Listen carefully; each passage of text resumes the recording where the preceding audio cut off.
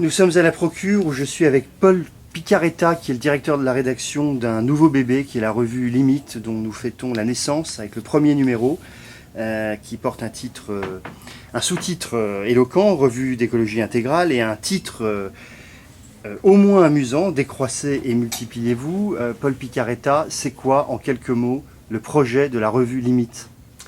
La revue Limite, c'est une revue, comme son sous-titre l'indique, d'écologie intégrale. Alors qu'est-ce que c'est que l'écologie intégrale ? Nous pensons que en fait, toute écologie est forcément intégrale. C'est-à-dire qu'à la fois, nous nous intéressons aux questions environnementales, donc la question de la consommation des ressources naturelles, la question du nucléaire, par exemple, et en même temps, il y a l'écologie dite humaine, donc plus traditionnelle. Les catholiques sont plus habitués à ce type d'écologie.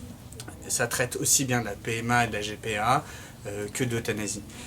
L'idée fondamentale de Limite, en fait, c'est vraiment de dire tout ça, comme le pape François, tout est lié.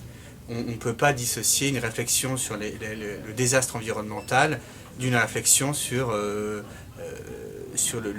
la jouissance illimitée des désirs, etc. Donc tout ça, c'est lié. On essaie de penser globalement ce problème-là. Finalement, la crise écologique dont parlait Jean-Paul II, c'est une crise profondément anthropologique. Voilà.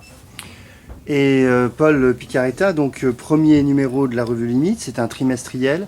C'est quoi l'espérance de vie de Limite ? C'est quoi le projet ? Parce que c'est un projet d'une jeune génération. Vous vous projetez à long terme ? Alors le projet fondamental de Limite, c'est ce qu'on appelle le combat culturel. C'est changer les consciences, travailler à une prise de conscience neuve, aussi bien chez les catholiques, les chrétiens, les protestants, les orthodoxes, que chez les athées, les agnostiques, enfin la société civile. Donc travailler les consciences, montrer qu'il y a des clivages aujourd'hui qui persistent, qui sont datés et qu'il s'agirait de dépasser, aller sur les questions fondamentales, la question du transhumanisme par exemple, qui est la question de demain. Demain, je dis souvent, les robots ne seront ni de gauche ni de droite, ce seront des robots tout court.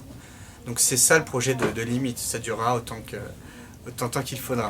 Merci Paul Picaretta, donc directeur de la rédaction de la revue Limite, dont nous venons de fêter la naissance avec le premier numéro. Merci à vous François.